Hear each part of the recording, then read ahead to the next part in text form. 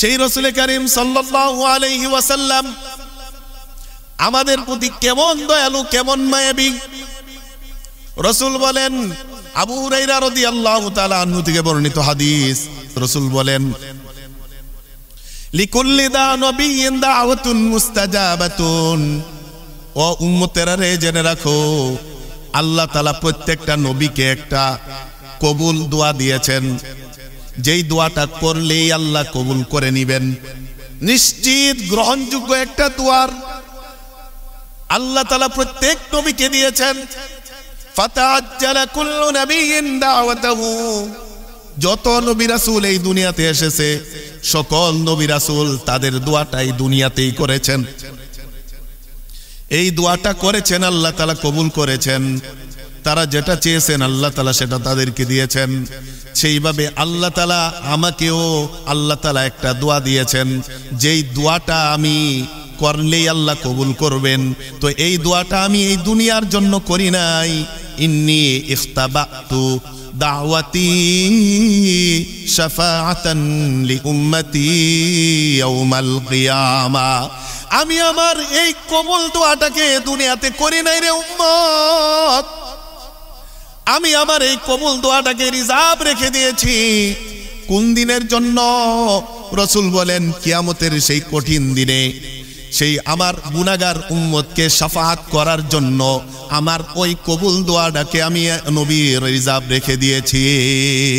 বলি সুবহানাল্লাহ। আমি ওই দোয়াটাকে রিজার্ভ রেখে দিয়েছি কোন দিনের জন্য? সেই কিয়ামতের কঠিন দিনের জন্য, যেই দিন সন্তান পিতাকে চিনবে না, পিতা সন্তানকে চিনবে না, সেই দিন স্ত্রী স্বামীকে চিনবে না, স্বামী স্ত্রীকে চিনবে না, যেই দিন কোনো সম্পদ কাজে আসবে না, কোনো ক্ষমতা কাজে আসবে না। সেই দিন রাসূল করিম সাল্লাল্লাহু আলাইহি ওয়াসাল্লাম বলেন, ওই দিন আমার নিজের জন্য দোয়া রিজার্ভ রাখি নাই, আমার উম্মতকে শাফাআত করে, সুপারিশ করে জান্নাতে নিয়ে যাওয়ার জন্য এই দোয়াটা রিজার্ভ করে আমি কিয়ামতের জন্য রেখে দিয়েছি, রিজার্ভ করে রেখে দিয়েছি। এজন্যই রাসূল আরেক হাদিসে বলেন যে কিয়ামতের দিন সবাই যখন পেরেশান হয়ে যাবে, মানুষ আদম আলাইহিস সালাতু ওয়াস সালামের কাছে যাবে যে, ও আদম আপনি সুপারিশ করুন। আদম বলবে, অনেক লম্বা হাদিস, সংক্ষিপ্ত বলছি, যে না, নফসি নফসি, আমি সুপারিশ করতে পারবো না, তোমরা ইব্রাহিমের কাছে যাও। ইব্রাহিম আলাইহিস সালাতু ওয়াস সালাম বলবে, নফসি নফসি, তোমরা মুসার কাছে যাও, মুসা কালিমুল্লাহর কাছে যাও। ইব্রাহিম আলাইহিস সালাতু ওয়াস সালাম সে অক্ষমতা প্রকাশ করবে, মুসা আলাইহিস সালাতু ওয়াস সালামের কাছে সকল মানুষ যাবে। যাওয়ার পরে মুসা আলাইহিস সালাতু ওয়াস সালাম বলবে, নফসি নফসি, আমার নিজের মুক্তি চাই, আমি কারোর জন্য সুপারিশ করার ক্ষমতা রাখি না। তাই এরপরে বলবে, মুসা বলবে ঈসার কাছে যাও। ঈসা আলাইহিস সালাতু ওয়াস সালাম বলবে, না না না, আমিও সুপারিশ করার ক্ষমতা আজকের দিনে রাখি না। তোমরা সকলে এই সাইয়্যিদুল মুরসালিন, সাইয়্যিদুল কাউনাইন, খাতামুন নবিয়্যিন, শ্রেষ্ঠ নবী মহানবী সাল্লাল্লাহু আলাইহি ওয়াসাল্লামের কাছে যাও, উনি আমাদের সকলের জন্যই সুপারিশ করবেন। বলি সুবহানাল্লাহ। মহান রব্বুল আলামিনের দরবারে অসংখ্য গণিত শুকরিয়া আর কৃতজ্ঞতা জ্ঞাপন করছি, যে মহান রব্বুল আলামিন রহমাতুল লিল আলামিন, সাইয়্যিদুল মুরসালিন, খাতামুন নবিয়্যিন, এই সারা জাহানের সরদার, যার স্থান রব্বুল আলামিনের পরেই, যার স্থান আল্লাহ তাআলার কাছে, বিশ্ব নবী, প্রিয় নবী হযরত মুহাম্মদ সাল্লাল্লাহু আলাইহি ওয়াসাল্লাম এর আগমন এবং প্রস্থানের মাসে তৃতীয় জুমায় আল্লাহ তাআলার অশেষ মেহেরবানি এবং দয়ায়, তার বিশেষ রহমতে আচ্ছাদিত হয়ে তারই ঘরে আসার মতো, বসার মতো তৌফিকটুকু পেয়েছি। সেজন্য সকলেই রব্বুল আলামিনের শুকরিয়া আদায় করে, মন উজাড় করে, মনের গহীন থেকে কালিমাতু শুকর আদায় করে পড়ি আলহামদুলিল্লাহ। আমরা বিগত জুমাতেও আলোচনা করেছিলাম বিশ্ব নবী, প্রিয় নবী সাল্লাল্লাহু আলাইহি ওয়াসাল্লাম এর কিছু মর্যাদা এবং বৈশিষ্ট্য কিঞ্চিত আলোচনা করেছিলাম। এই পেয়ারা হাবিবের জীবন ইতিহাস, সিরাত আলোচনা করা যাবে, এক জুমা নয়, দুই জুমা নয়, হাজারো লক্ষ জুমা যদি আলোচনা করা হয় সেই আলোচনা শেষ হবে না। তথাপি আমরা কিছু মূল বিষয় যেগুলো আমাদের জানা অতীব প্রয়োজন এবং জরুরি, সেগুলো ইনশাআল্লাহ কয়েক জুমাতে জানার চেষ্টা করব। তো আমরা বিগত জুমাতে জেনেছিলাম প্রিয় নবীর মর্যাদা, আজকে ইনশাআল্লাহ কিছু জানবো প্রিয় নবী সাল্লাল্লাহু আলাইহি ওয়াসাল্লামের উম্মতের প্রতি দরদ আর ভালোবাসা। যেহেতু আমরা রব্বুল আলামিনের পক্ষ থেকে কোনো আবেদন নিবেদন ছাড়াই এই রাসূলের এই নবীর উম্মত হতে পেরেছি, এজন্য আমাদের প্রতি ওনার কি রকম ভালোবাসা ছিল, দরদ ছিল, মায়া ছিল, স্নেহ ছিল, মমতা ছিল, সেটা ইনশাআল্লাহ কিঞ্চিত আজকের এই জুমায় আলোচনা করব। ওমা তৌফিকি ইল্লা বিল্লাহ। সম্মানিত মুসল্লিয়ানে কেরাম,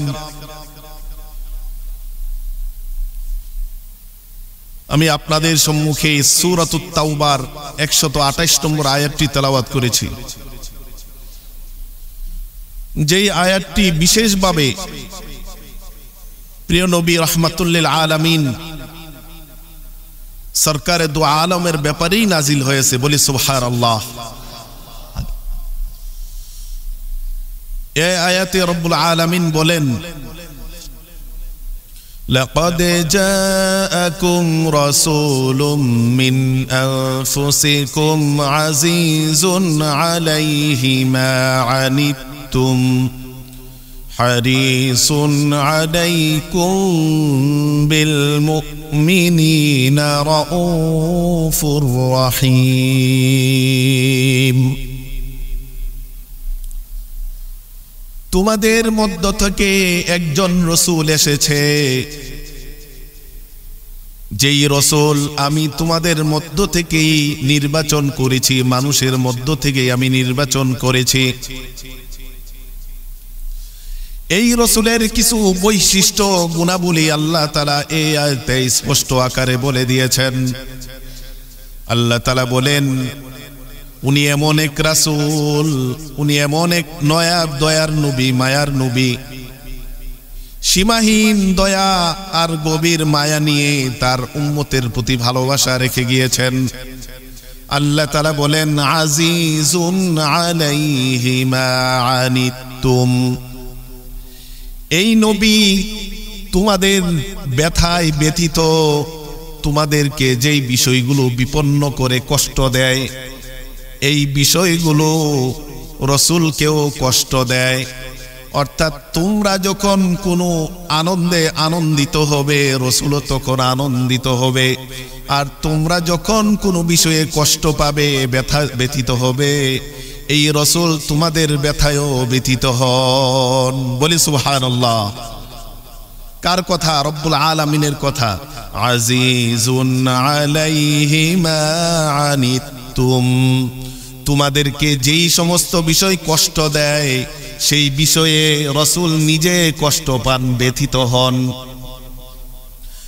হারিসুন আলাইকুম, 2 নম্বর গুণ আল্লাহ তাআলা বলেন, এই নবী তোমাদের মঙ্গলকামী, কল্যাণকামী। এই নবী তোমাদেরকে দাওয়াত দিচ্ছেন, তোমাদের প্রতি এত ভালোবাসা, এত দরদ, এত মায়া দিয়েছেন, নিঃস্বার্থ ভালোবাসা দিয়েছেন, প্রতিদান কিছু চাই না, প্রতিফল তোমাদের থেকে কিছু চাই না। এই নবী চায় একমাত্র এই উম্মতের নাজাত আর সফলতা, এই উম্মতের জাহান্নাম থেকে মুক্তি আর জান্নাত লাভ, সেটাই হলো নবীজির চাওয়া। এই উম্মত থেকে নবীজির কিছু চাওয়া নাই, পাওয়ার কোনো আশা নাই, ইচ্ছা নাই। আল্লাহ তাআলা বলেন, হারিসুন আলাইকুম, এই নবী তোমাদের জন্য নিঃস্বার্থভাবে মঙ্গলকামী, কল্যাণকামী। বলি সুবহানাল্লাহ। 3 নম্বরে আল্লাহ তাআলা বলেন, বিল মুমিনিনা রাউফুর রহিম, এই নবী মুমিনদের প্রতি অত্যন্ত সদয়, মমতাময়ী, অত্যন্ত স্নেহশীল। আরেকটা হলো উনি পরম দয়ালু, আর রউফ এবং আর রহিম। এই দুইটা গুণবাচক বিশেষণ দ্বারা আল্লাহ তাআলা রাসূলকে বিশেষায়িত করেছেন। রব্বুল আলামিনের এই দুইটা নাম হলো, এই দুইটা গুণাবলী হলো রব্বুল আলামিনের সিফতি নাম। আল্লাহ তাআলার যেই ৯৯টা সিফতি নাম আছে, এই দুইটা নামের দুইটা নাম হলো আর রউফ এবং রহিম। আল্লাহ তাআলা সূরাতুল হজ্জের ১৪৩ নম্বর আয়াতে বলেন, ইন্নাল্লাহা বিন-নাসি লারাউফুর রহিম। নিশ্চয় রব্বুল আলামিন তার বান্দাদের প্রতি অত্যন্ত সদয়, অত্যন্ত মায়াবী এবং পরম দয়ালু। তাইলে আল্লাহ তাআলা নিজের ব্যাপারে এই দুইটা গুণ উল্লেখ করে বলেন, আমি আল্লাহ বান্দার প্রতি সদয়, দয়ালু এবং পরম দয়ালু। আবার নবীজির বিশেষণ উল্লেখ করতে গিয়ে রসুলের ব্যাপারে আল্লাহর এই দুইটা নাম হুবহু কুরআনে এনে বলেন, আমি যেমন দয়ালু, আমি যেমন বান্দাদের প্রতি পরম দয়ালু, আমার পরে যদি কোনো ব্যক্তি দয়ালু হয়ে থাকে, মায়াবী হয়ে থাকে, সদয় হয়ে থাকে, উনি আর কেউ নয়, উনি হলেন দুজাহানের সরদার রাহমাতুল লিল আলামিন হযরত মুহাম্মদ সাল্লাল্লাহু আলাইহি ওয়াসাল্লাম। বলে সুবহানাল্লাহ। তাই না, আল্লাহ তাআলার জন্য এই দুইটা নামের এই বিশেষণ আল্লাহ আলোচনা করেছেন বিভিন্ন আয়াতে, যে আল্লাহ তাআলা রউফ, আল্লাহ তাআলা রহিম, আল্লাহ তাআলা সদয় এবং আল্লাহ তাআলা পরম দয়ালু। এই সূরাতুত তাওবার ১২৮ নম্বর আয়াতে আল্লাহ তাআলা বলেন যে এই মুহাব্বত মুমিনদের প্রতি রউফ, মুমিনদের প্রতি সদয় এবং রহিম, মুমিনদের প্রতি মুহাম্মদ অনেক পরম দয়ালু। বলি সুবহানাল্লাহ।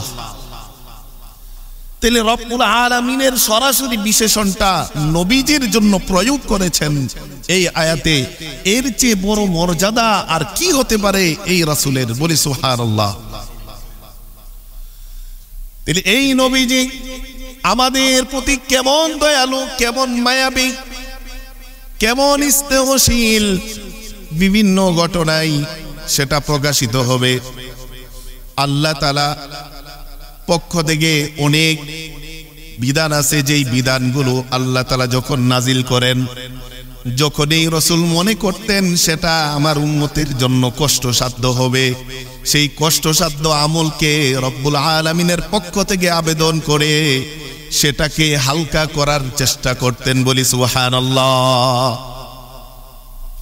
এবং রাসূল নিজেও যত আমল করতেন, নিজে নিজে অনেক বেশি আমল করতেন আমরা জানি, কিন্তু অনেক আমল রাসূল ইচ্ছা করে অনেক সময় ছেড়ে দিতেন, এই ভয়ে যে রাসূল যদি নিয়মিত ওই আমলটা করেন, না জানি ওই আমলটা উম্মতের উপর ফরজ হয়ে যায় আর উম্মত সেটা পালন না করে গুনাহগার হবে।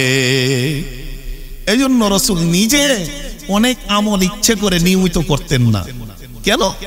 যেন এটা উম্মতের জন্য কষ্টসাধ্য না হয়। এর কিছু হাদিস যদি আমরা বলি, বুখারী শরীফে আবু হুরায়রা রাদিয়াল্লাহু তাআলা আনহু থেকে বর্ণিত হাদিসে এসেছে, রাসূল বলেন, লাউলা আন আশুক্কা আলা উম্মতি লা আমারতুহুম বিস-সিওয়াকি মা'a কুল্লি সালাতিন। আমি যদি উম্মতের জন্য কষ্টসাধ্য মনে না করতাম, তাহলে প্রত্যেক নামাজের আগে তাদেরকে মিসওয়াক করার নির্দেশ দিতাম। মিসওয়াককে আমি ওয়াজিব করে দিতাম।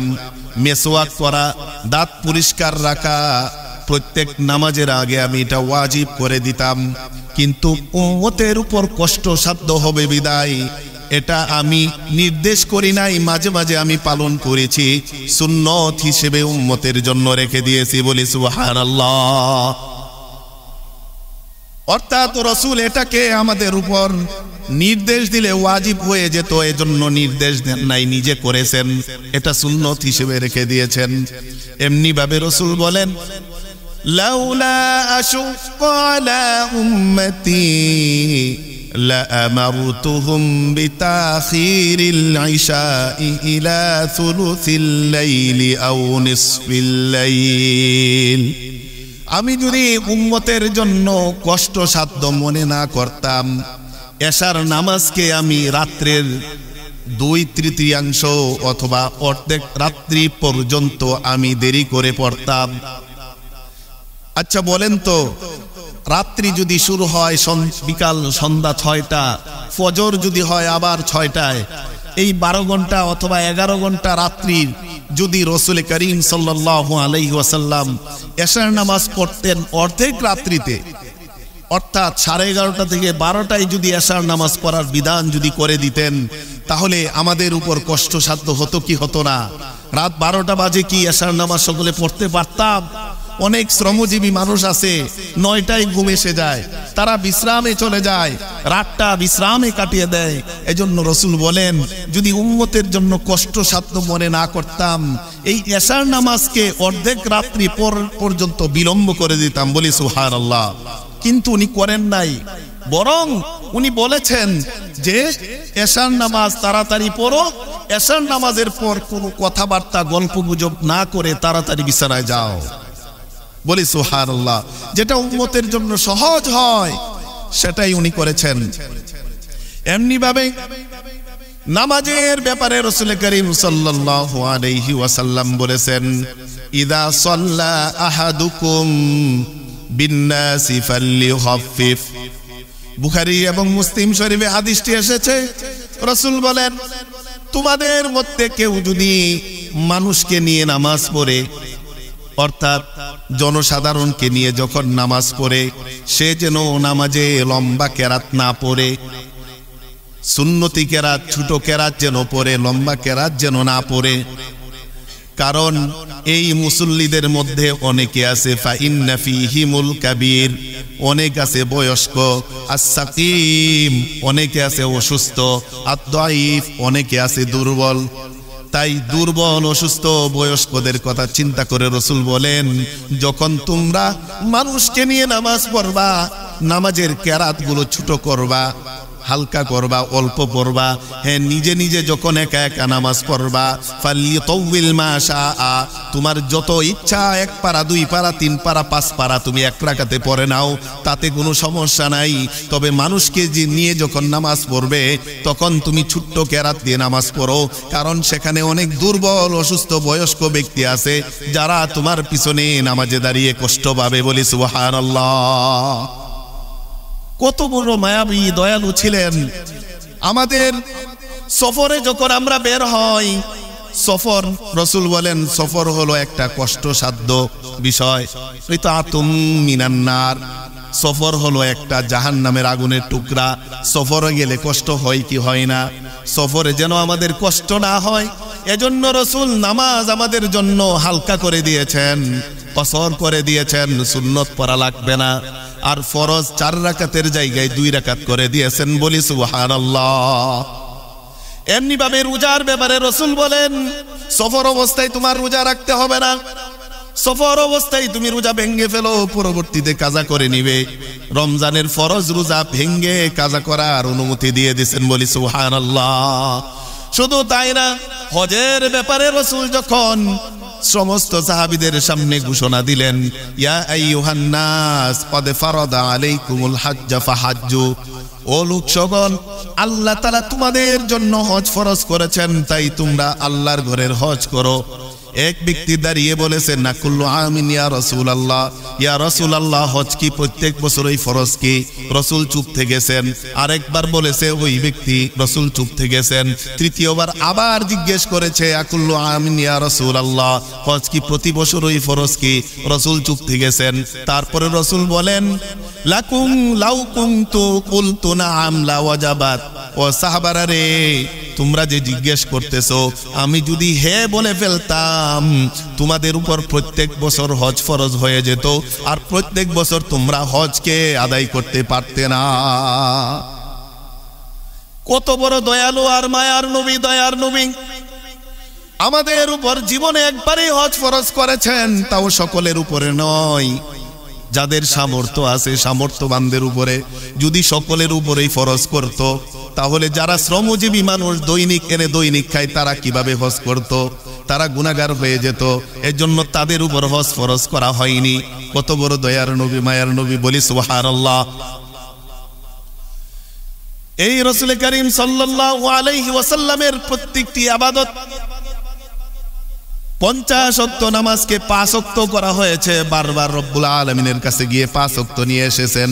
আল্লাহ ঘোষণা দিয়েছেন, ও নবী আপনার উম্মত পারবে না 50 ওয়াক্ত, 5 ওয়াক্ত যে পড়বে তার আমলনামায় 50 ওয়াক্তের সওয়াব লিখে দিব। কত বড় দয়ালু রব্বুল আলামিন, কত বড় মেহেরবান, কত বড় দয়ালু নবী করিম সাল্লাল্লাহু আলাইহি ওয়াসাল্লাম। সেই নবীর উম্মত হয়েছে আমরা, যেই নবী হাদিসে বলেছেন, বুখারী শরীফের হাদিস, ফাআইয়ুকুম মাতা ওয়া তারাকা ফালইয়ারিথহু আসবাতুহু ওয়া আইয়ুকুম তারাকা দাইনান ফালইয়াতিনি ইলাইয়া ফাআনা মাওলাহু।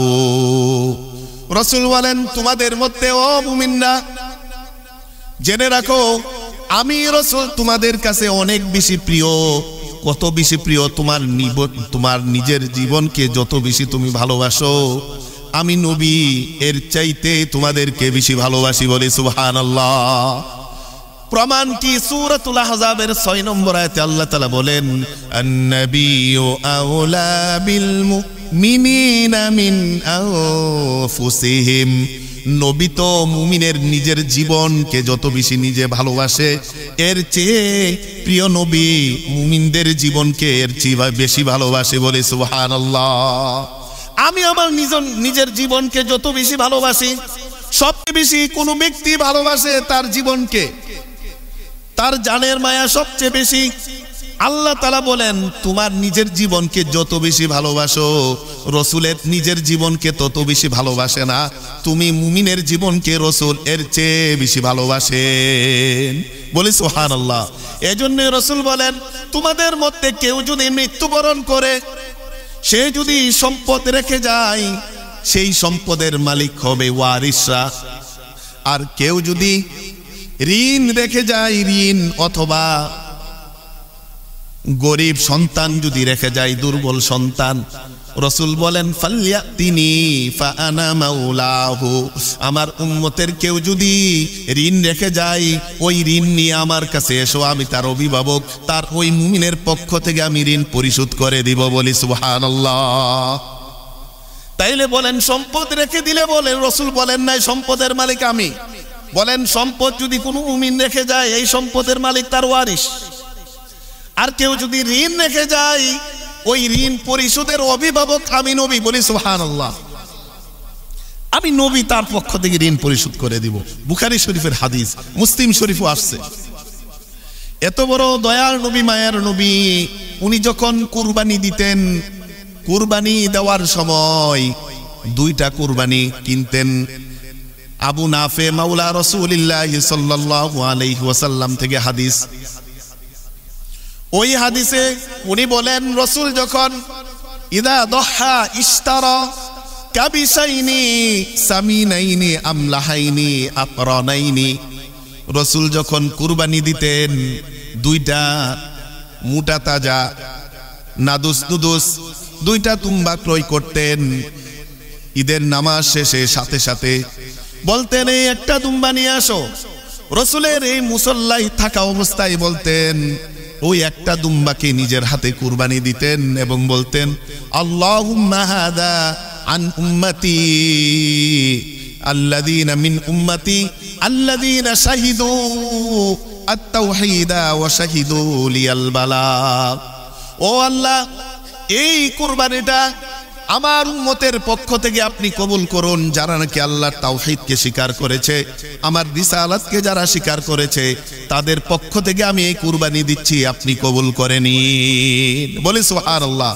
এই উম্মতের পক্ষ থেকে রাসূল কি করেছেন? কুরবানি দিতেন প্রত্যেকটা বছরেই। কত বেশি ভালোবাসতেন এই উম্মতের জন্য। রাসূল এতই পেরেশান ছিলেন, আল্লাহ তাআলার কাছে নাজাতের এতই দোয়া করতেন আব্দুল্লাহ ইবনে আমর ইবনুল আস রাদিয়াল্লাহু তাআলা আনহু থেকে বর্ণিত মুসলিম শরীফের 202 নম্বর হাদিস।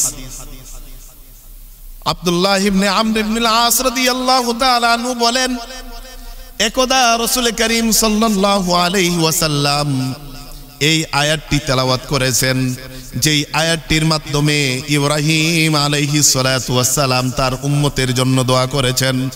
ইব্রাহিম আলাইহিস সালাতু ওয়াস সালাম তার উম্মতের জন্য দোয়া করেছিলেন, যেই আয়াতটি সূরাতু ইব্রাহিমে আল্লাহ তাআলা বলেছেন, রব্বি ইন্নাহুন্না আদলালনা কাসীরাম মিনান নাস ফামা তাবিআনি ফাইন্নাহু মিন্নি ومن عصاني فإنك غفور رحيم। ইব্রাহিম আলাইহিস সালাতু ওয়াস সালাম আল্লাহর কাছে বলেছিলেন, ওয়া রব্বুল আলামিন, এই সব মূর্তি আমার উম্মতদেরকে গুমরাহ করে ফেলেছে, তাই আমার যারা অনুসরণ করবে তারা তো আমার উম্মত, তারা তো মুক্তি পাবে আমি জানি, তবে যারা আসানি আমার অনুসরণ করবে না তাদের ব্যাপারে আপনি আল্লাহ তাআলা ক্ষমাশীল এবং দয়ালু। বলি সুবহানাল্লাহ। যারা অনুসরণ করবে না তাদের জন্য ইব্রাহিম আলাইহিস সালাতু ওয়াস সালাম দোয়া করেছেন যে যারা আমার অনুসরণ করবে না তাদের ব্যাপারেও আপনি দয়াশীল এবং ক্ষমাশীল এবং দয়ালু। এই আয়াতটা রাসূল একদিন তেলাওয়াত করলেন এবং এরপরে ঈসা আলাইহিস সালাতু ওয়াস সালাম তার উম্মতের জন্য নাজাতের জন্য এই দোয়াটা করেছিলেন। আল্লাহ তাআলা সূরাতুল মাঈদাতে এই আয়াতটি এনেছেন, ওই আয়াতটি রাসূল তেলাওয়াত করলেন। আয়াতটি হলো, ইন তুআযিবহুম ফাইন্নাহুম ইবাদুক ওয়া ইন তাগফির লাহুম ফাইন্নাকা আনতাল আজিজুল হাকীম। ঈসা আলাইহিস সালাতু ওয়াস সালাম বলেছিলেন, ওয়া রব্বুল আলামিন, আপনি যদি আমার উম্মতদেরকে আযাব দেন, শাস্তি দেন, এরা তো আপনারই বান্দা, তাই আপনার বান্দাদেরকে আপনি শাস্তি দিয়েন না।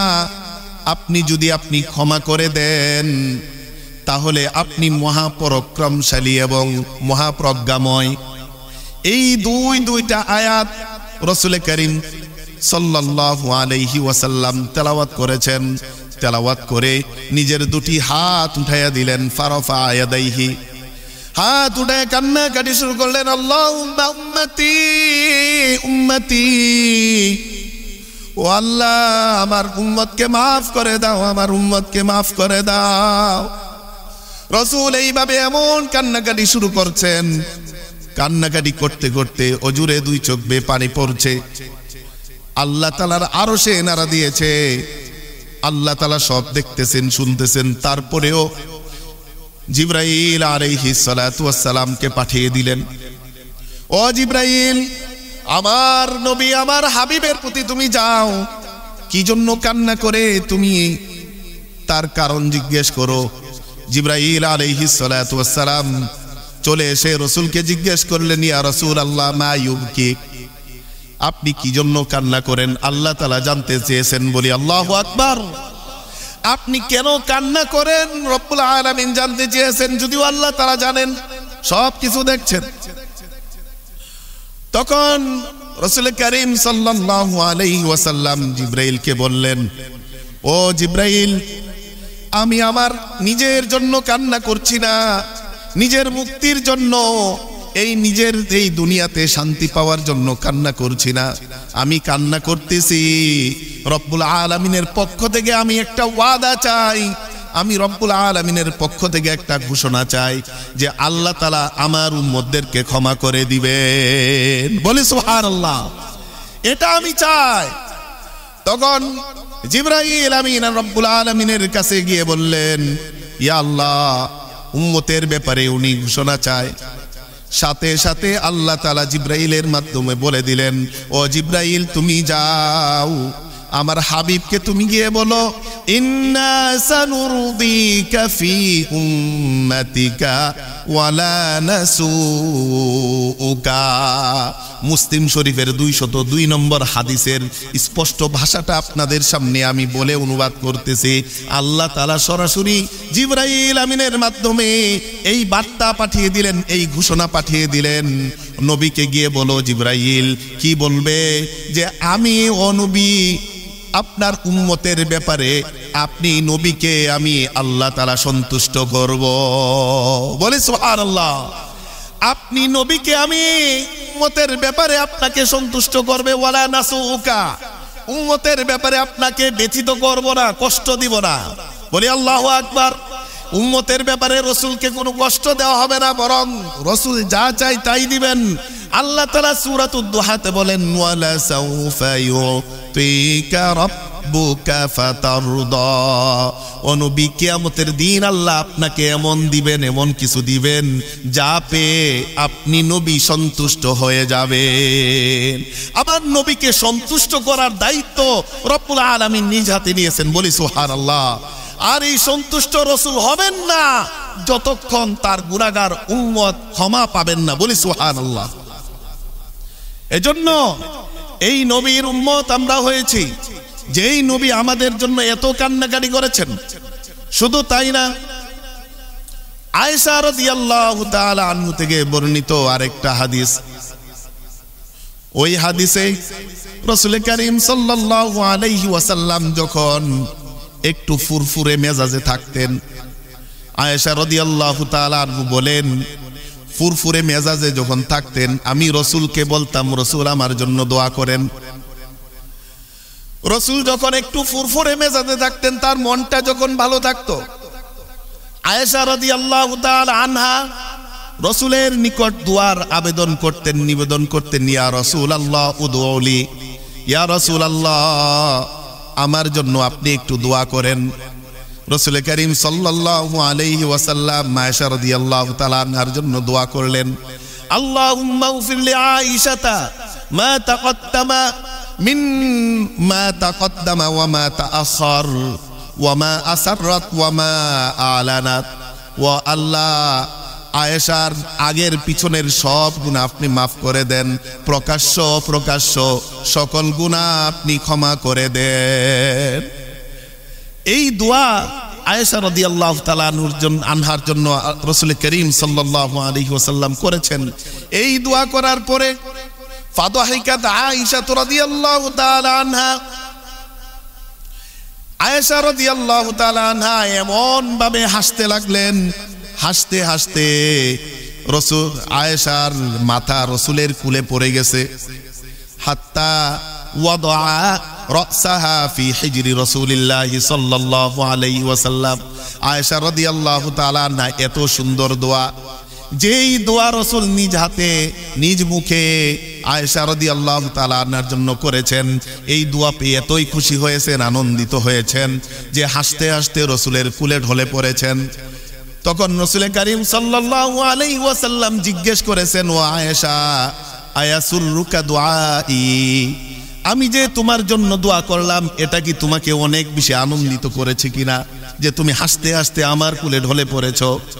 আয়েশা রাদিয়াল্লাহু তাআলা আনহা বলেন, ইয়া রাসূলুল্লাহ ওয়া মালি মা ইয়াসুররুকা দুআউকা, যে আপনি আমার জন্য দোয়া করবেন ওই দোয়ায় আমি আনন্দিত হব না, এটা কেমন কথা? অবশ্যই আমি অনেক বেশি আনন্দিত, এত আনন্দিত যে আনন্দের কোনো সীমা নাই, যেই আনন্দ আমার অন্তরে বয়ে বেড়াচ্ছে যে আপনি আমার ক্ষমার জন্য দোয়া করেছেন, নিশ্চয় আল্লাহ তাআলা আপনার দোয়া কবুল করে আমাকে ক্ষমা করে দিবেন, আর যদি ক্ষমা পেয়ে যায় আপনার সাথে জান্নাতে থাকতে পারবো।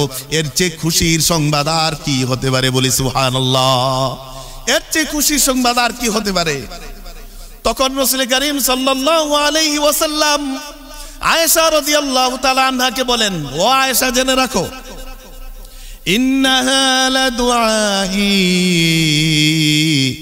বাদা কুল্লি সালাতিন লি উম্মতি আও ইন্নাহা লাদুআই লি উম্মতি ফি কুল্লি সালাতিন ও আয়েশা, তোমাকে আমি একবার দোয়া করেছি আর এজন্য তুমি এত বেশি আনন্দিত, এত বেশি খুশি। জেনে রাখো প্রত্যেক নামাজের পরে এই গুনাহ মাফের জন্য আমি নবী সকল উম্মতের জন্য প্রত্যেক নামাজের পরেই দোয়া করে থাকি।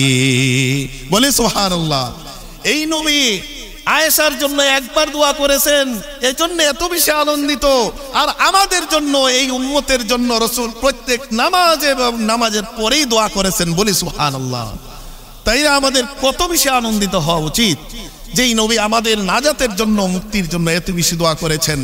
শুধু তাই না, রাসূল আমাদের নাজাত আর মুক্তি নিয়ে এত পেরেশানি ছিলেন। রাসূল হাদিসে বলেন, বুখারী শরীফের হাদিস, আবু হুরায়রা রাদিয়াল্লাহু তাআলা আনহু থেকে বর্ণিত হাদিস, রাসূল বলেন, ইন্নামা মাসালি ওয়া মাসালুকুম কামাসালি রাজুলিন ইস্তাওকাদা নারান। আমার দৃষ্টান্ত আর তোমাদের দৃষ্টান্ত হলো এমন একটা ব্যক্তির মতো, যেই ব্যক্তি কোনো এক জায়গায় একটু আগুন জ্বালালো। শীতকালে আমাদের বিভিন্ন অঞ্চলে একটু আগুন জ্বালানো হয় কি হয় না? আগুন জ্বালানো হয় আগুন পোহানোর জন্য, শীত থেকে একটু বাঁচার জন্য। রাসূল বলেন, এক ব্যক্তি একটু আগুন জ্বালালো, ওই আগুনের মধ্যে আগুনে পড়ে মারা যায় এমন কিছু কীট পতঙ্গ আছে, আশেপাশে থাকে। এই আগুন জ্বালানোর পরে আগুন দেখে কিছু কীট পতঙ্গ গিয়ে ওই আগুনে পড়ে মরতে শুরু করলো। রাসূল বলেন, ওই যে আগুন জ্বালালো, ওই ব্যক্তি আগুন জ্বালানোর পরে কীট পতঙ্গ সেই আগুনে জ্বলছে, সেই আগুনে গিয়ে ছাপ দিচ্ছে, তারা বুঝতেছে না। রাসূল বলেন, আমি ওই ব্যক্তি যে আগুন জ্বালালো, ওই ব্যক্তি যেমনি ভাবে কীট পতঙ্গকে বাঁচাতে পারতেছে না আগুন থেকে, এমনি ভাবে আমি রাসূল উম্মতের জন্য এমনটাই। কেমন যে তোমরা সকলে মিলে আমি তোমাদের কোমরে ধরে টানতেছি জাহান্নামের আগুন থেকে বাঁচানোর জন্য। ওয়া আনা আখিযুম বিহুজাজিকুম ওয়া আনতুম তাকাহামুনা ফি। আমি উম্মতের কোমরে ধরে টানতেছি আগুন থেকে বাঁচানোর জন্য, আর ও তোমরা উম্মত লাফিয়ে লাফিয়ে ঝাঁপিয়ে ঝাঁপিয়ে আগুনে নিক্ষেপ হচ্ছ। বলি নাউজুবিল্লাহ। রাসূল বলেন, ওই রকম আমি, যেই ব্যক্তি আগুন জ্বালালো, আমি নবী তোমাদেরকে বাঁচাতে পারতেছি না, আমি তোমাদের কোমর ধরে টানতেছি আগুনে ঝাঁপ দিও না, কিন্তু তোমরা না জেনে না বুঝে আগুনে ঝাঁপ দিচ্ছ। স্পষ্ট হাদিস। এই রাসূলের আদর্শ অনুকরণ না করে আমরা আগুনে ঝাঁপ দিচ্ছি। এজন্য রাসূল অনেক পেরেশান ছিলেন এবং এই হাদিসটা এইভাবে দৃষ্টান্ত দিয়ে বলে গেছেন, তাই তোমরা আগুনে ঝাঁপ দিও না। সূরাতুল কাহফের 6 নম্বর আয়াতে আল্লাহ তাআলা বলেন, ফালাআল্লাকা বাখিউন নাফসাকা আলা আসারিহিম ইল্লাম ইউমিনু বিহাদাল হাদিসি আসাফা। অনুবে আপনার উম্মত, এই মানুষগুলো আপনার প্রতি ঈমান আনবে না বলে আপনি এই আক্ষেপে মনে হয় নিজের জীবনকে শেষ করে দিবেন। না, আপনি নিজের জীবনকে শেষ করে দিয়েন না। দেখেন, রাসূল আমাদের ঈমান আনার জন্য, আমরা যেন নাজাত প্রাপ্ত হই, আমরা যেন মুক্ত হই, দুনিয়া এবং আখিরাতে সফল হই, এতই পেরেশানি ছিলেন। আল্লাহ বলেন যে এর আক্ষেপে রাসূলের জীবন শেষ করে দেওয়ার পর্যায়ে চলে গিয়েছিল। রাসূল এত বেশি পেরেশান ছিলেন আমাদের মুক্তি নিয়ে। সেই রাসূল কারীম সাল্লাল্লাহু আলাইহি ওয়াসাল্লাম আমাদের প্রতি কেমন দয়ালু, কেমন মায়াবী। রাসূল বলেন, আবু হুরায়রা রাদিয়াল্লাহু তাআলা আনহু থেকে বর্ণিত হাদিস, রাসূল বলেন, লিকুল্লি নবিয়্যিন দাওয়াতুন মুস্তাজাবাতুন। ও উম্মতেরা রে, জেনে রাখো, আল্লাহ তাআলা প্রত্যেকটা নবীকে একটা কবুল দোয়া দিয়েছেন, যেই দোয়াটা করলেই আল্লাহ কবুল করে নিবেন। নিশ্চিত গ্রহণযোগ্য একটা দোয়ার আল্লাহ তাআলা প্রত্যেক নবীকে দিয়েছেন। ফাতাআজ্জালা কুল্লু নাবিয়্যিন দাওয়াতাহু। যত নবী রাসূল এই দুনিয়াতে এসেছে, সকল নবী রাসূল তাদের দোয়াটাই দুনিয়াতেই করেছেন। এই দোয়াটা করেছেন, আল্লাহ তাআলা কবুল করেছেন। তারা যেটা চেয়েছেন আল্লাহ তাআলা সেটা তাদেরকে দিয়েছেন। সেইভাবে আল্লাহ তাআলা আমাকেও আল্লাহ তাআলা একটা দোয়া দিয়েছেন, যেই দোয়াটা আমি করলেই আল্লাহ কবুল করবেন। তো এই দোয়াটা আমি এই দুনিয়ার জন্য করি নাই, ইন্নী ইখতাবাতু দাওয়াতি শাফাআতান লিউম্মতি ইয়াউমাল কিয়ামা। আমি আমার এই কবুল দোয়াটাকে দুনিয়াতে করি নাই রে উম্মত, আমি আমার এই কবুল দোয়াটাকে রিজার্ভ রেখে দিয়েছি। কোন দিনের জন্য? রাসূল বলেন কিয়ামতের সেই কঠিন দিনে, সেই আমার গুনাহগার উম্মতকে শাফাআত করার জন্য আমার ওই কবুল দোয়াটাকে আমি নবী রিজার্ভ রেখে দিয়েছি। বলি সুবহানাল্লাহ। আমি ওই দোয়াটাকে রিজার্ভ রেখে দিয়েছি কোন দিনের জন্য? সেই কিয়ামতের কঠিন দিনের জন্য, যেই দিন সন্তান পিতাকে চিনবে না, পিতা সন্তানকে চিনবে না, সেই দিন স্ত্রী স্বামীকে চিনবে না, স্বামী স্ত্রীকে চিনবে না, যেই দিন কোনো সম্পদ কাজে আসবে না, কোনো ক্ষমতা কাজে আসবে না। সেই দিন রাসূল করিম সাল্লাল্লাহু আলাইহি ওয়াসাল্লাম বলেন, ওই দিন আমার নিজের জন্য দোয়া রিজার্ভ রাখি নাই, আমার উম্মতকে শাফাআত করে সুপারিশ করে জান্নাতে নিয়ে যাওয়ার জন্য এই দোয়াটা রিজার্ভ করে আমি কিয়ামতের জন্য রেখে দিয়েছি, রিজার্ভ করে রেখে দিয়েছি। এই জন্যই রাসূল আরেক হাদিসে বলেন যে কিয়ামতের দিন সবাই যখন পেরেশান হয়ে যাবে, মানুষ আদম আলাইহিস সালাতু ওয়াস সালামের কাছে যাবে যে ও আদম আপনি সুপারিশ করুন। আদম বলবে, অনেক লম্বা হাদিস, সংক্ষিপ্ত বলছি, যে না নফসি নফসি, আমি সুপারিশ করতে পারবো না, তোমরা ইব্রাহিমের কাছে যাও। ইব্রাহিম আলাইহিস সালাতু ওয়াস সালাম বলবে, নফসি নফসি, তোমরা মুসার কাছে যাও, মুসা কালিমুল্লাহর কাছে যাও। ইব্রাহিম আলাইহিস সালাতু ওয়াস সালাম সে অক্ষমতা প্রকাশ করবে, মুসা আলাইহিস সালাতু ওয়াস সালামের কাছে সকল মানুষ যাবে। যাওয়ার পরে মুসা আলাইহিস সালাতু ওয়াস সালামও বলবে, নফসি নফসি, আমার নিজের মুক্তি চাই, আমি কারোর জন্য সুপারিশ করার ক্ষমতা রাখি না। তাই এরপরে বলবে, মুসা বলবে ঈসার কাছে যাও। ঈসা আলাইহিস সালাতু ওয়াস সালাম বলবে, না না না, আমিও সুপারিশ করার ক্ষমতা আজকের দিনে রাখি না। তোমরা সকলে এই সাইয়্যিদুল মুরসালিন, সাইয়্যিদুল কাউনাইন, খাতামুন নবিয়্যিন, শ্রেষ্ঠ নবী মহানবী সাল্লাল্লাহু আলাইহি ওয়াসাল্লামের কাছে যাও, উনি আমাদের সকলের জন্যই সুপারিশ করবেন। বলি সুবহানাল্লাহ। তখন রাসূল করিম সাল্লাল্লাহু আলাইহি ওয়াসাল্লাম আল্লাহ তাআলা কিছু প্রশংসার বাক্য রাসূলকে শিখিয়ে দিবেন। সেই দিন রাসূল বলেন, যে প্রশংসার বাক্যগুলো দুনিয়াতে আল্লাহ আমাকে দেয় নাই, এই প্রশংসার বাক্যগুলো আমাকে আল্লাহ সেদিন দিবেন, সেগুলো দিয়ে আল্লাহ প্রশংসা করব। এবং ওয়াখিরু লাহু সুজদা, আমি আল্লাহর কুদরতি পেয়ে সিজদায় পড়ে যাব। তখন আল্লাহ তাআলা আমাকে বলবেন, ওয়া মুহাম্মদ, ও মুহাম্মদ, ইরফা রাসাকা, চারটা কথা বলবেন সেই দিন আল্লাহ তাআলা। ও মুহাম্মদ, আপনার মাথা উঠান। ওয়াকুল লিউসমা লাকা, আজকের দিনে আপনি যা বলবেন আপনার সকল কথাই আমি আল্লাহ তাআলা শুনবো। বলি সুবহানাল্লাহ। ওয়াসাল তুতা, আজকের দিনে আপনি যা চাবেন আমি সব কিছু আমি নবীকে আপনাকে আমি দিয়ে দিব। বলি সুবহানাল্লাহ। ওয়াসফা তুশাফা, আজকের দিনে আপনি সুপারিশ করতে থাকেন, যাদের ব্যাপারে আপনি সুপারিশ করবেন সকলের ব্যাপারে আমি আল্লাহ সুপারিশকে কবুল করে নিব। এই কঠিন দিনে প্রিয় হাবিবের সুপারিশ ছাড়া কেউ জান্নাতে প্রবেশ করতে পারবে না, পারবে না, পারবে না। এই জন্য এই রাসূলকে ভালোবাসতে হবে। গত সপ্তাহে বলেছিলাম 3 উপায়ে, একটা হলো বিবেকের মাধ্যমে, আকলের মাধ্যমে তার সিরতকে জানতে হবে। 2 নম্বর অন্তরের মাধ্যমে, যেটা অন্তরে ভালোবাসা অনুভূতি প্রকাশ পাবে। 3 নম্বর আমার অঙ্গ প্রত্যঙ্গের মাধ্যমে, আল হুব্বু বিল আকলি, আল হুব্বু বিল কলবি, আল হুব্বু বিল জাওয়ারিহি, আমার অঙ্গ প্রত্যঙ্গ আমলের মাধ্যমে রাসূলের সিরাতকে অনুসরণ আর অনুকরণের মাধ্যমে রাসূলকে ভালোবাসতে হবে। রাসূলকে যদি আমরা মুখে মুখে ভালোবাসার এই দাবি করি, আসলে সেই দাবি প্রত্যাখ্যিত হবে। রাসূল আমাকে এদেরকে এত বেশি ভালোবেসেছেন, রাসূলকে কেন ভালোবাসবো না? যেই রাসূল আমাদের জন্য এত মায়া দেখিয়েছেন, এত মমতা দেখিয়েছেন, এত আদর দেখিয়েছেন, যেই রাসূল তার নিজের জীবনকে নিঃশেষ করে দিতে চেয়েছিলেন আমাদের নাজাতের জন্যই, সেই রাসূলকে আমাদের ভালোবাসা উচিত কি উচিত না? অবশ্যই উচিত। রাসূলকে ভালোবাসার প্রমাণ আমার সিরাত অনুসরণের মাধ্যমে হবে, রসুলের পদাঙ্ক অনুসরণের মাধ্যমে, রসুলের আদর্শ অনুসরণের মাধ্যমে হবে। তাই আসুন শুধু মুখে মুখে ভালোবাসা নয়, রসুলের আদর্শ অনুসরণের মাধ্যমে আমরা ভালোবাসতে চাই। চাই কি চাই না? কে কে চায় একটু হাত তুলে দেখান। আল্লাহ আপনার হাবিবের প্রিয় প্রকৃত ভালোবাসার দাবি যেন আমরা কাজে পরিণত করতে পারি, সকলকে তৌফিক দান করুন, সকলে বলে আমিন। আর আরেকটি বিষয় আমাদের জেনে রাখতে হবে যে এই যে রসুলের সিরাতকে কেন্দ্র করে আমাদের সমাজে একটি দিন আছে, সেটা হলো মিলাদুন নবী হিসেবে পালন করা হয়।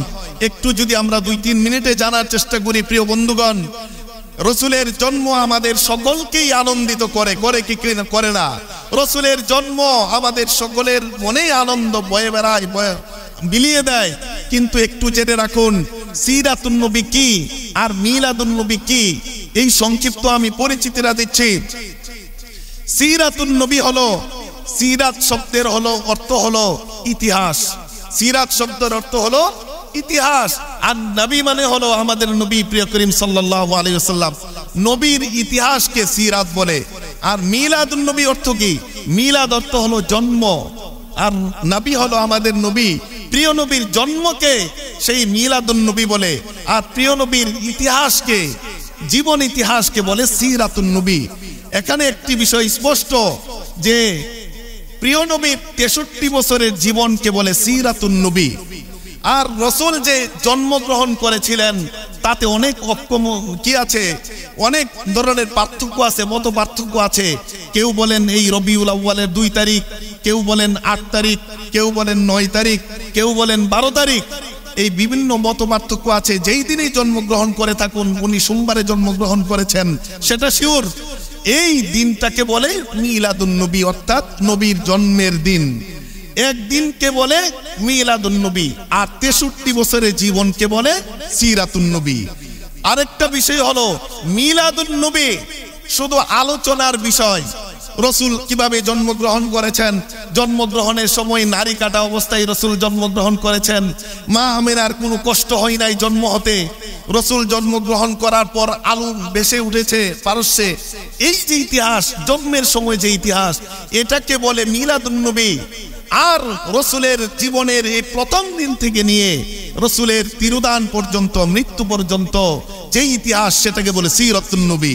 এজন্য কেউ শুধু মিলাদুন নবী, কারো জীবন ইতিহাস জন্ম ছাড়া কি শুরু হতে পারে? কারো জীবন ইতিহাস সিরাতুন নবী, মিলাদুন নবী ছাড়া হয় না। তার মানে হলো সিরাতুন নবীর মধ্যেই কি রয়েছে? মিলাদুন নবী রয়েছে। যেমনি ভাবে 5-এর মধ্যে 1 রয়েছে, 1 2 3 4 5, 5-এর মধ্যে 1 আছে না নাই? কিন্তু 1-এর মধ্যে 5 নেই। রসুলের জন্মের দিনটা এটা একটা দিন, আর রসুলের সারা জীবন ইতিহাস হলো সিরাতুন নবী। এজন্য আমরা বলি রসুলের জন্ম দিবস কোনোদিন রসুল পালন করেন নাই, রসুল নিজের জীবনেও পালন করেন নাই, সাহাবায়ে কেরাম পালন করেন নাই, তাবে তাবিঈন পালন করেন নাই। প্রায় রসুলের মৃত্যুর 600 বছর পরে এই মিলাদুন নবী উদযাপন শুরু হয়েছে। আচ্ছা বলুন তো, সাহাবায়ে কেরাম কি রসুলকে বেশি ভালোবেসেছেন নাকি আমরা রসুলকে বেশি ভালোবাসি? অবশ্যই সাহাবায়ে কেরাম বেশি ভালোবেসেছেন। তারার ভালোবাসার যে মাপকাঠি, যেই মাপকাঠি, সেই মাপকাঠিতে আমাদেরকেও ভালোবাসতে হবে। এই জন্য মিলাদুন নবীর নামে যারা ঈদ উদযাপন করে, ঈদে মিলাদুন নবী, সেটা রসুলের মৃত্যুর 600 বছর পরে এসেছে, সেটা হলো বিদআত। এজন্য আমরা ঈদে মিলাদুন নবী পালন করি না। কারণ হ্যাঁ, মিলাদুন নবী আমরা আলোচনা করি, রসুলের জীবনের জন্ম ইতিহাস আমরা অবশ্যই আলোচনা করি এবং করব, সামনে করব ইনশাআল্লাহ। কিন্তু ওই দিন উদযাপন করা যাবে না, কারণ উদযাপন কেউ করে নাই। এজন্য অনেকেই, আপনারা গত এই যে 12 তারিখে এই মসজিদে আলোচনা হতো, অনেকেই হয়তো বা মনে মনে একটু কষ্টে আছেন যে রসুলের দিনে, জন্মের দিনে আলোচনা হয়নি, এটা কেমন কথা? হ্যাঁ, আপনার ভালোবাসাকে আমি স্বাগত জানাই। তবে যেহেতু এই দিনটাকে একটা দল বিশেষভাবে ঈদ উদযাপন করার জন্য সেটা গ্রহণ করেছে, এজন্য ওই দিন আমরা আলোচনা করব। কিন্তু শুধু ওই দিন নয়, ওই দিনের পরের দিন, আগের দিন, সকল দিনেই রসুলের সিরাত আলোচনা করব। শুধু ওই দিনের জন্য সম্পৃক্ত রাখবো না। এজন্যে ওইটাতে কোনো মনে কষ্ট পাবেন না, বরং এই রাসূলের আদর্শকে আমরা, মিলাদকে আমরা সামনে না আনি, জন্মকে সামনে না আনি। কারণ জন্ম পালনীয় নয়, সিরাত পালনীয়। জন্মের আলোচনা করা নফল, কিন্তু রসুলের সিরাত আমাদের আঁকড়ে ধরা ফরজ। কারণ রসুলের সিরাত যদি আঁকড়ে না ধরি তাহলে কি হবে না, আমাদের জীবনে সফলতা আসবে না। এজন্য আসুন আমরা সিরাতুন নবীকে প্রতিষ্ঠিত করে রসুলের জীবন ইতিহাসকে আমাদের জীবনে অনুসরণ এবং অনুকরণের মাধ্যমে প্রতিষ্ঠিত করি। এর মধ্যে রসুলের ইতিহাসের মধ্যে মিলাদুন নবীর আলোচনা হবে, সিরাতুন নবীর আলোচনা হবে। কিন্তু ওই ঈদে মিলাদুন নবী নামে যেই কুসংস্কার, যেই বিদআত এক পক্ষ করে থাকে, সেই ঈদ উদযাপন আমরা করতে রাজি নয়। কারণ রসুল যদি জন্মদিবস যদি বলি পালন করেও থাকেন, রসুল পালন করেছেন রোজা রাখার মাধ্যমে। রসুলকে জিজ্ঞেস করা হয়েছে, জি ইয়া রাসূলুল্লাহ, আপনি এই সোমবারে রোজা রাখেন কেন? বলে, এই সোমবারে আমি জন্মগ্রহণ করেছি, এই সোমবারে আমার কাছে ওহী এসেছে। বলি সুবহানাল্লাহ। এই সোমবারে আল্লাহর কাছে আমলনামা পাঠানো হয়। তিনটা যুক্তি দিয়ে রসুল কি করেছেন? সোমবারে রোজা রেখেছেন। এখন আমরা যারা ঈদে মিলাদুন নবী উদযাপন করি, এরা তো কেউ রোজা রাখি না। তাইলে রসুল যদি জন্ম পালন করে থাকেন রোজার মাধ্যমে করেন, আর আমরা করি খাওয়ার মাধ্যমে, আনন্দ ফুর্তির মাধ্যমে, তাহলে সম্পূর্ণ উল্টা হয়ে গেল। এজন্য এই ঈদে মিলাদুন নবী উদযাপন, এই যে জশ্নে জুলুস, এগুলো বেদাত, এগুলোতে আমরা সমর্থন করি না। রসুলের ভালোবাসা, রসুলের ভালোবাসার দাবি আমাদের মনে আছে, অন্তরে আছে, আমাদের আমল দ্বারা প্রকাশিত হবে। শুধু একটি কথা বলে আমি শেষ করছি, যে এই রসুলের মিলাদে, রসুলের জন্মের খুশি হয়ে এই আবুল আহাবের একজন বাদী ছিল, সুয়াইবা নামক এক বাদী ছিল। রসুলের জন্মের সুসংবাদ আবুল আহাবের কাছে দেওয়ার সাথে সাথে আবুল আহাব বললেন যে এই মুহাম্মদ কি জন্মগ্রহণ করেছে, আজকের দিনে এই বাদীকে আজাদ করে দিয়েছেন। বলে আল্লাহু আকবার, আজাদ করে দিয়েছেন। তাইলে রসুলের জন্মে আবুল আহাব অনেক বেশি খুশি হয়েছে, বাদীকে আজাদ করে দিয়েছেন। যখন এই রসুল বললেন যে এই আমার আত্মীয় স্বজনেরা আসো, পাহাড়ের উপরে দাঁড়িয়ে বললেন, সবাই আসলো। আসার পরে বললেন, তোমরা কি আমাকে বিশ্বাস করো যে পাহাড়ের পাদদেশে যদি আমি বলি তোমাদের একদল শত্রু অপেক্ষা করতেছে তোমাদের বিরুদ্ধে যুদ্ধ করার জন্য, এটা কি তোমরা বিশ্বাস করবে? বলে, হ্যাঁ অবশ্যই বিশ্বাস করি, কারণ তুমি হলো সত্যবাদী। যখনই বলল যে আমি তোমাদেরকে ওই পাহাড়ের পাদদেশের শত্রু থেকে নয়, তোমাদের জীবনের চরম শত্রু শয়তান ইবলিস থেকে রক্ষা করে জান্নাতি করতে চায়, জাহান্নাম থেকে মুক্ত করতে চায়, তাই আমাকে মানো, আল্লাহকে মানো। যখনই আল্লাহর দাওয়াত দিলেন, তাওহীদের দাওয়াত দিলেন, এই আবুল আহাব, যেই আবুল আহাব রসুলের জন্মের আনন্দে বাদীকে আজাদ করে দিয়েছেন, সে কি বলেছে? আলি হাদা দাউদানা তাব্বান লাকা ইয়া মুহাম্মদ, ওয়া মুহাম্মদ তোমার ধ্বংস হোক, এজন্যই কি তুমি ডেকেছো? যখন এই রসুলকে অনুসরণের জন্য বলা হয়েছে, সে মানে নাই। এই আবুল আহাবের জন্য ধ্বংস অনিবার্য হয়ে সূরাতুল লাহাব নাজিল হয়েছে, চিরস্থায়ী জাহান্নামে চলে গিয়েছে। সে কি বাদী আজাদ করে নাই? বাদী আজাদ করার পরেও যদি রসুলকে অনুসরণ না করার কারণে মিলাদে রসুলের জন্মে সে আনন্দ প্রকাশ করেছে, কিন্তু অনুসরণ না করার কারণে সে চিরস্থায়ী জাহান্নামী। আমাদের সমাজেও যারা শুধু মিলাদে উদযাপন করতে চায়, আনন্দ করতে চায়, কিন্তু রসুলের আদর্শ অনুসরণ করতে চায় না, তাদের ঠিকানাও আবুল আহাবের সাথে। বলি নাউজুবিল্লাহ। এজন্য আসুন আমরা বুঝি এবং জানি যে রসুলের জীবন আমরা জানবো, মানবো, আমাদের অঙ্গ প্রত্যঙ্গের মাধ্যমে রসুলের আদর্শকে অনুসরণ করব। এটাই হবে রসুলের প্রকৃত ভালোবাসা, আমাদের ভালোবাসার বহিঃপ্রকাশ। আল্লাহ তাআলা আমাদেরকে রসুলকে প্রকৃত ভালোবাসার তৌফিক দান করুন। ওয়া আখির দাওয়ানা আলহামদুলিল্লাহি রাব্বিল আলামিন।